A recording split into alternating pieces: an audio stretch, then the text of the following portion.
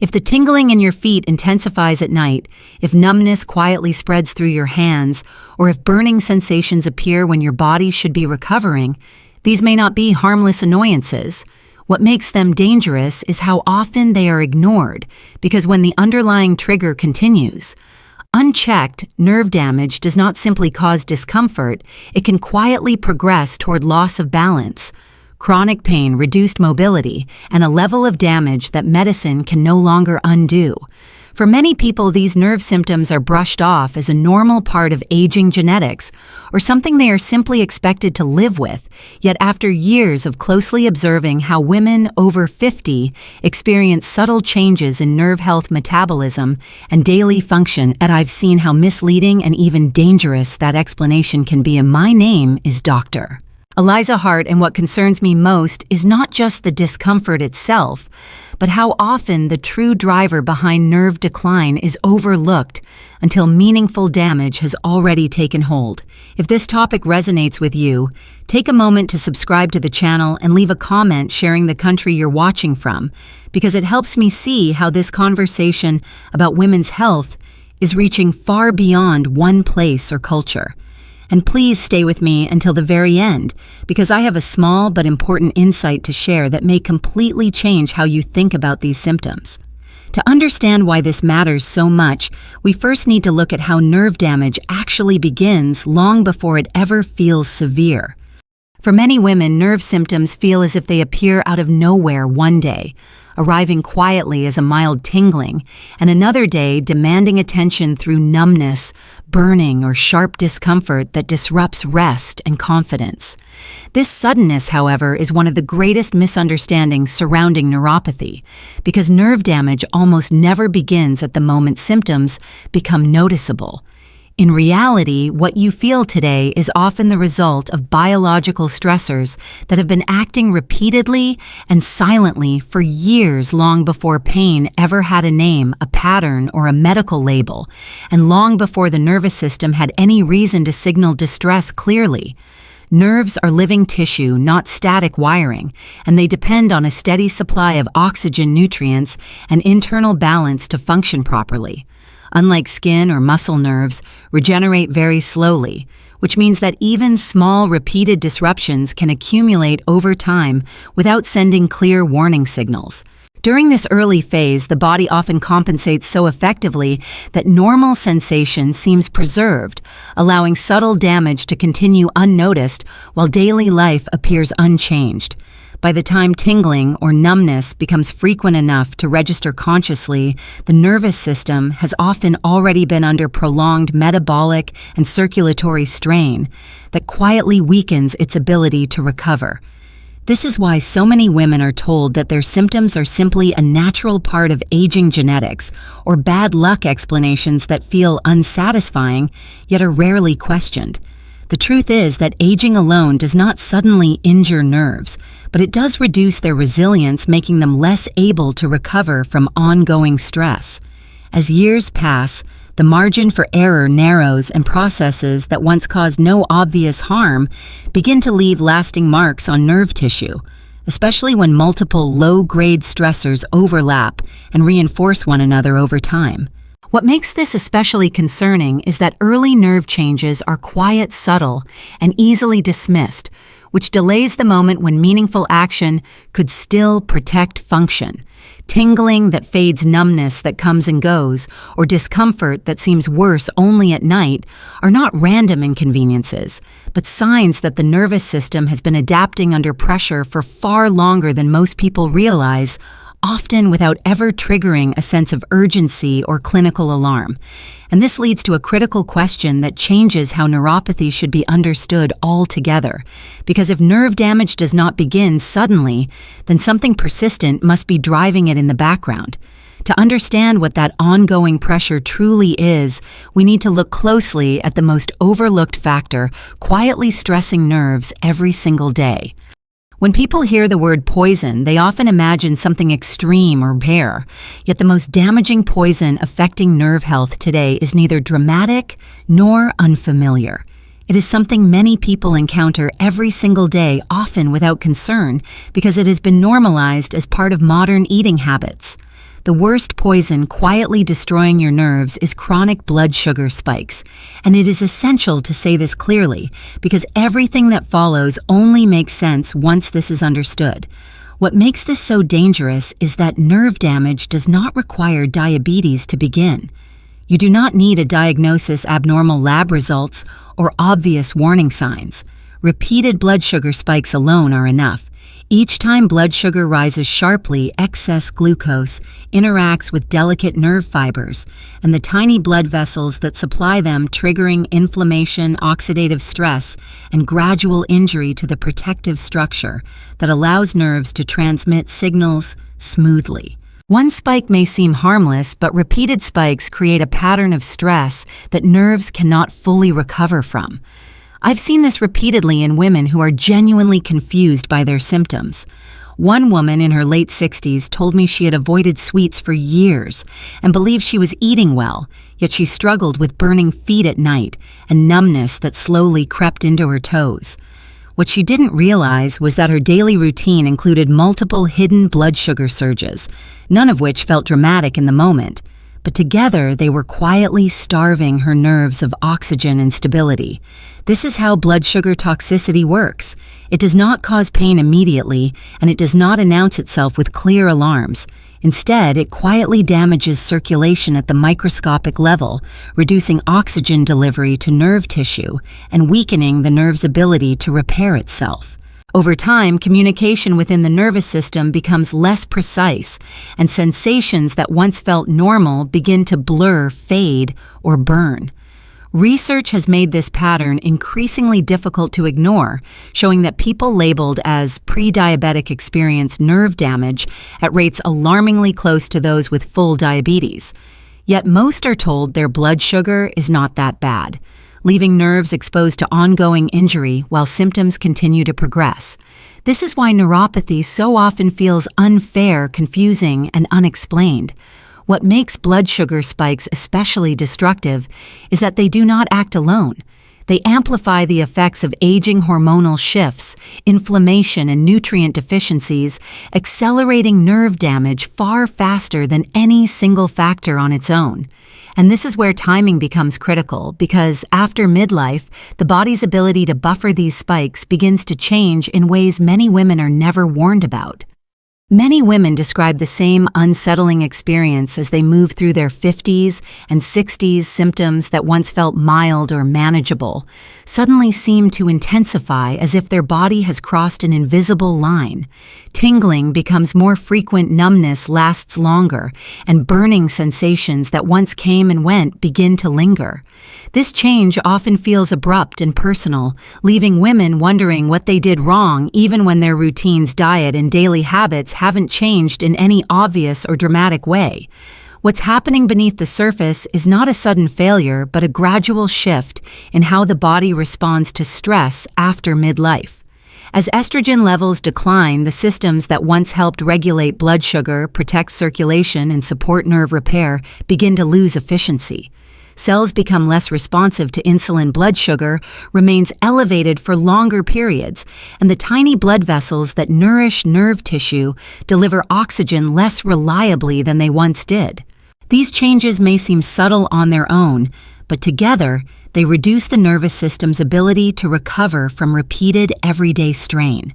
This is why the same blood sugar spikes that may have caused little noticeable harm earlier in life begin to have a much stronger impact after 50.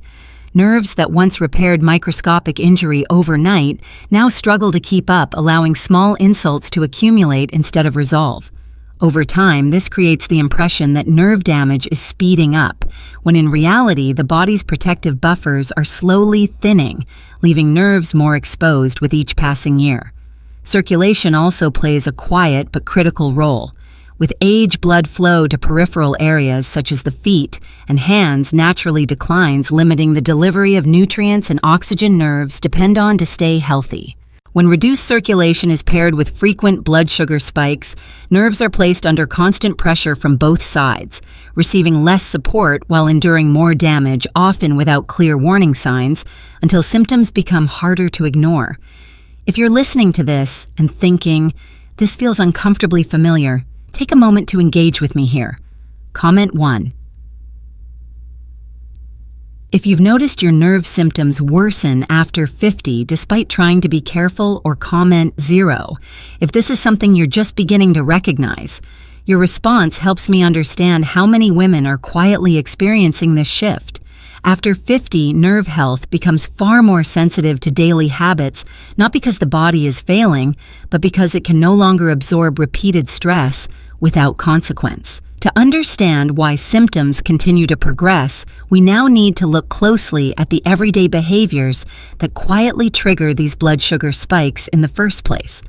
What makes this stage so deceptive is that the stress placed on nerves rarely comes from what feels extreme or careless, but from routines that seem ordinary, even responsible. Many women don't recognize these patterns as harmful because they've been repeated for years without obvious consequences, until the body's tolerance quietly changes and symptoms begin to surface, often long after the habits themselves feel normal and unquestionable. One of the most common contributors is liquid sugar, not just from sweetened drinks, but from fruit juice smoothies and flavored coffees that are often labeled as healthy or gentle. Without fiber to slow absorption, sugar enters the bloodstream rapidly, creating sharp spikes that nerves are especially sensitive to. These spikes may last only a short time, but when they occur daily, they leave behind cumulative stress that nerves cannot fully recover from, gradually increasing inflammation and metabolic strain. Another overlooked habit is eating refined carbohydrates on their own, particularly bread, cereal, crackers, rice, or pasta consumed without protein or fat. These foods break down quickly into glucose, flooding the bloodstream and forcing the body to manage a surge it was not designed to handle repeatedly. Many women adopt these foods because they feel easy to digest, yet ease often means speed, and speed is precisely what drives blood sugar instability and prolonged exposure at the nerve level. Constant snacking plays a similar role. When the body is exposed to glucose throughout the day without meaningful breaks, insulin remains elevated, and nerves never experience a period of true metabolic calm. This ongoing exposure keeps inflammation active and interferes with repair processes that normally occur during rest, especially overnight. Over time, nerves become less resilient, reacting more strongly to the same triggers that once passed unnoticed. Even habits that seem unrelated to food can contribute. Skipping meals, eating late at night, or relying on quick energy fixes during stressful days can all amplify blood sugar swings, especially after midlife. These patterns don't feel dramatic in isolation, but together they form a rhythm that quietly keeps nerves under pressure. This is why neuropathy so often progresses despite good intentions. The issue is not a single indulgence, but the repetition of small, familiar behaviors that steadily push blood sugar out of balance. And as this pattern continues, it begins to expose another vulnerability that many women are never warned about, because blood sugar spikes don't just damage nerves directly, they also interfere with the nutrients nerves rely on to protect themselves. As blood sugar spikes continue to strain nerves day after day, another problem quietly develops alongside them, one that many women are never told to look for. Even when blood sugar is the main driver of damaged nerves, still depend on specific nutrients to protect their structure. And among these, vitamin B12 plays a role that is often underestimated or missed entirely, especially during the years after midlife, when absorption naturally becomes less efficient. Vitamin B12 is essential for maintaining the protective coating around nerves known as myelin. This coating allows electrical signals to travel smoothly and accurately along nerve pathways. When B12 levels fall too low, nerves become exposed and fragile, misfiring more easily and responding to stress with greater intensity. What makes this especially concerning is that B12 deficiency does not always cause obvious early symptoms, and standard blood tests may not immediately raise alarms, allowing damage to progress quietly. I've spoken with many women who were told their numbness or burning was simply part of aging, only to later discover that their B12 levels had been declining for years. In several cases, diet was not the primary issue. Instead, long-term use of common medications, including acid-blocking drugs, certain diabetes treatments, and cholesterol-lowering medications, had gradually interfered with B12 absorption.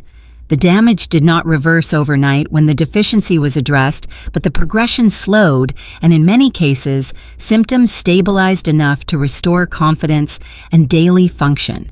This is where blood sugar spikes and nutrient depletion begin to intersect in a dangerous way.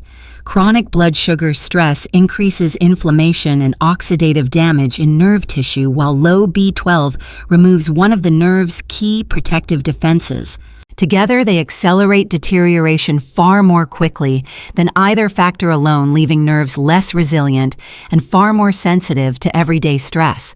What makes this factor so easy to overlook is that many women believe they are already doing everything right. They eat carefully, avoid obvious sugar, and follow medical advice closely. Yet no one has explained how medication use absorption changes after midlife or long-term metabolic stress can quietly drain a nutrient their nerves desperately need. And this combination is critical to understand because when blood sugar spikes continue and protective nutrients fall below a certain threshold, nerve damage can cross from slow and manageable into something far more difficult to control. That moment is subtle, but once it happens, the nervous system behaves very differently, which brings us to the point where neuropathy reaches a true tipping point. This tipping point rarely arrives with a clear announcement. For most women, it feels less like a dramatic event and more like a quiet shift, a moment when symptoms stop fluctuating and begin to settle in.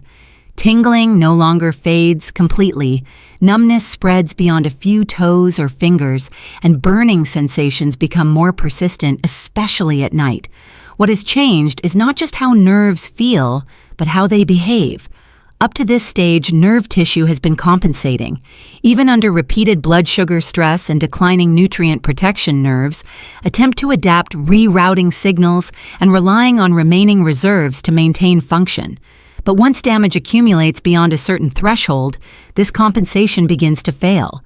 Protective myelin thins, circulation becomes insufficient to meet repair demands, and nerve signaling grows increasingly unstable. At this point, recovery becomes far more difficult, not because the damage is sudden, but because the system has lost its margin for repair. This is why neuropathy often seems to accelerate without warning. Women describe a period when symptoms worsen rapidly, balance feels less reliable, and confidence in movement begins to fade. Small missteps become more noticeable, and sensations that once felt vague now interfere with daily activities. The nervous system is no longer just under stress, it is operating in deficit.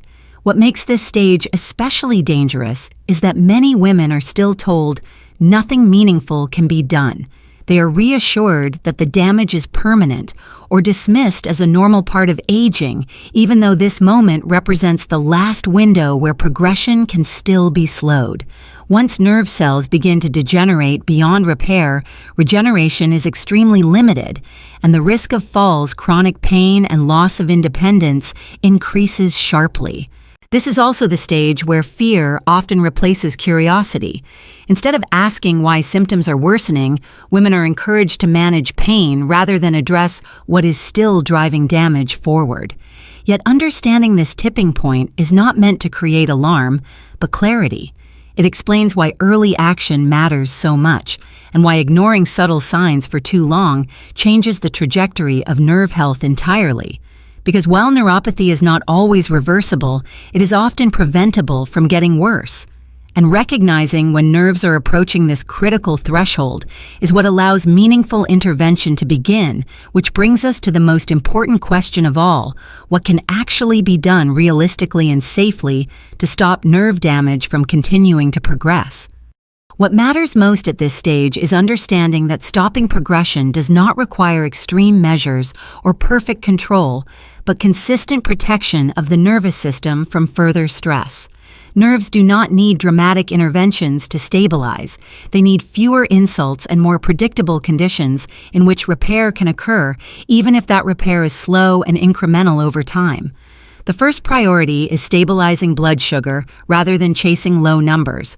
Sharp rises are far more damaging than mildly elevated levels because each spike acts like a small chemical burn to nerve tissue. Reducing the frequency and intensity of these spikes allows inflammation to calm and circulation to improve.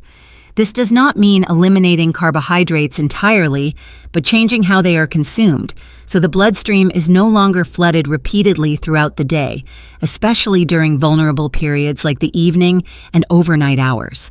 Equally important is restoring a protective environment for nerves.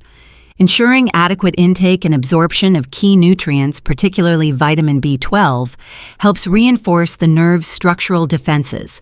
When myelin is supported and oxidative stress is reduced, nerves become less reactive and better able to tolerate daily demands.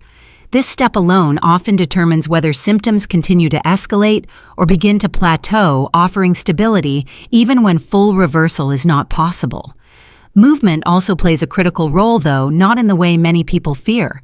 Gentle, regular activity improves blood flow to peripheral nerves, helping deliver oxygen and nutrients while assisting blood sugar regulation. Even short walks after meals can reduce glucose spikes and support nerve health without aggravating symptoms. What matters is consistency, not intensity, and respecting the body's signals rather than pushing through discomfort. Just as important is recognizing what does not help. Chasing miracle cures overloading supplements or ignoring early warning signs in favor of pain management alone often accelerates decline. Nerve health responds best to steady protective habits repeated over time, not aggressive attempts to reverse damage overnight. This approach reframes neuropathy entirely. Instead of viewing it as an inevitable slide toward loss of function, it becomes a condition with a controllable trajectory. While not all nerve damage can be undone, slowing progression can preserve balance, mobility, sleep, and independence outcomes that matter deeply to quality of life and long-term confidence. Stopping neuropathy from getting worse is not about doing everything at once, but about removing what continues to harm nerves and supporting what helps them endure. And when these steps are taken early enough, the nervous system often responds with more stability than many women are ever told to expect. Neuropathy rarely comes from a single mistake or a single moment. It develops through years of quiet stress on the nervous system, and that means it can often be slowed when the right pressures are removed. Stabilizing blood sugar, protecting key nutrients like vitamin B12, moving gently but consistently, and avoiding habits that quietly overload nerves can make a meaningful difference in how symptoms progress over time. You don't need perfection or drastic changes, but you do need awareness, patience, and steady care that respects how the nervous system actually heals. If this video helped you see your symptoms more clearly or gave you a sense of direction, your support truly matters. Some viewers choose to make a small donation to help this channel continue sharing clear, research-based health education for women like you, and I'm deeply grateful for that support. And of course, please like this video, share it with someone who may need it, subscribe to the channel, and thank you sincerely for spending your time here with me today.